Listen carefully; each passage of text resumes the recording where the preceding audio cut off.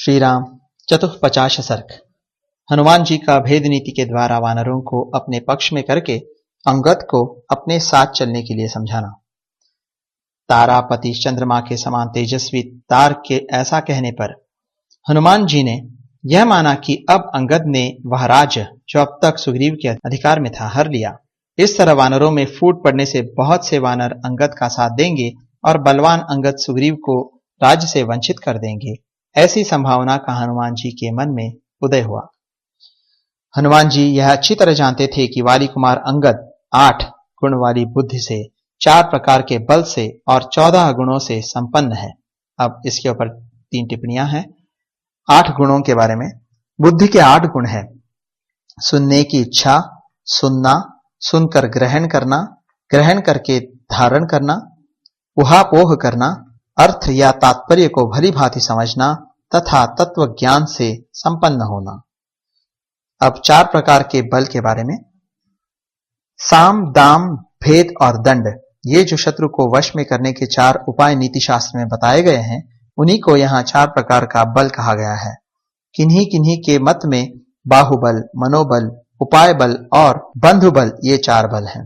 और तीसरा 14 गुण, ये 14 गुण ऐसे हैं। 14 गुण यो बताए गए हैं: देश काल का ज्ञान, दृढ़ता, सब प्रकार के क्लेशों को सहन करने की क्षमता, सभी विषयों का ज्ञान प्राप्त करना, चतुरता, उत्साह या बल, मंत्रणा को गुप्त रखना, परस्पर विरोधी बात न कहना, शूरता, अपनी और शत्रु की शक्ति का ज्ञान, कृतज्ञता, शरणागत वत्सलता, आमर्शशीलता तथा अचंचलता, मतलब स्थिरता या गंभीरता। अब आगे, वे तेज, बल और पराक्रम से सदा परिपूर्ण हो रहे हैं। शुक्ल पक्ष के आरंभ में चंद्रमास के समान राजकुमार अंगद की श्री दिनों दिन बढ़ रही है। ये बुद्धि में बृहस्पति के समान और पराक्रम में अपने पिता वाली के तुल्य हैं। जैसे देवराज इंद्र बृहस्पति के मुख से नीति की बातें सुनते थे, उसी प्रकार ये अंगद तार की बातें सुनते हैं। अपने स्वामी सुग्रीव का कार्य सिद्ध करने में ये परिश्रम, थकावट या शिथिलता का अनुभव करते हैं। ऐसा विचार कर संपूर्ण शास्त्रों के ज्ञान में निपुण हनुमान जी ने अंगद को तार आदि वानरों की ओर से फोड़ने का प्रयत्न आरंभ किया। वे साम, दान, भेद और दंड, इन 4 उपायों में से तीसरे का वर्णन करते हुए अपने युक्ति युक्त वाक्य वैभव के द्वारा उन सभी वानरों को फोड़ने लगे। जब वे सब वानर फूट गए, तब उन्होंने दंड रूप चौथे उपाय से युक्त नाना प्रकार के भयदायक वचनों द्वारा अंगद को डराना आरंभ किया। तारानंदन, तुम युद्ध में अपने पिता के समान ही अत्यंत शक्तिशाली हो, यह निश्चित रूप से सबको विदित है।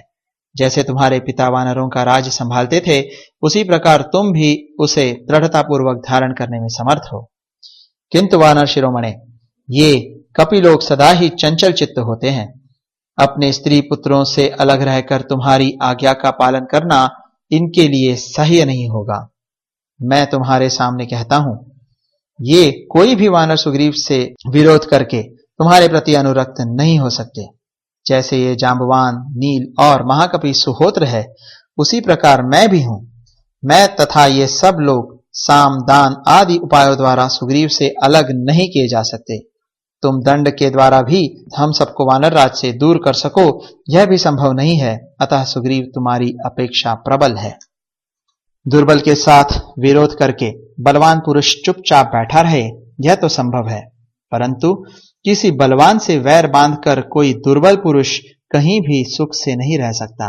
अतः अपनी रक्षा चाहने वाले दुर्बल पुरुष को बलवान के साथ विग्रह नहीं करना चाहिए। यही नीतिज्ञ पुरुषों का कथन है।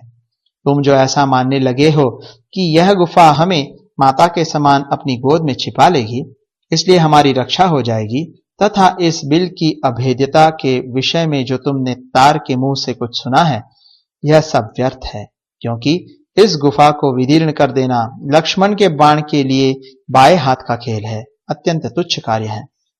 पूर्व काल में यहाँ वज्र का प्रहार करके इंद्र ने तो इस गुफा को बहुत थोड़ी हानि पहुंचाई थी, परंतु लक्ष्मण अपने पैने बाणों द्वारा इसे पत्ते के दोने की भांति विदीर्ण कर डालेंगे। लक्ष्मण के पास ऐसे बहुत से नाराज है जिनका हल्का सा स्पर्श भी वज्र और अश्नि के समान चोट पहुंचाने वाला है।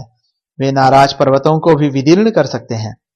शत्रुओं को संताप देने वाले वीर, जो ही तुम इस गुफा में रहना आरंभ करोगे, त्यों ही ये सब वानर तुम्हें त्याग देंगे, क्योंकि इन्होंने ऐसा करने का निश्चय कर लिया है। ये अपने बाल बच्चों को याद करके सदा उद्विग्न रहेंगे। जब यहाँ इन्हें भूख का कष्ट सहना पड़ेगा और दुखद शैया पर सोने या दुरावस्था में रहने के कारण इनके मन में खेद होगा, तब ये तुम्हें पीछे छोड़कर चल देंगे।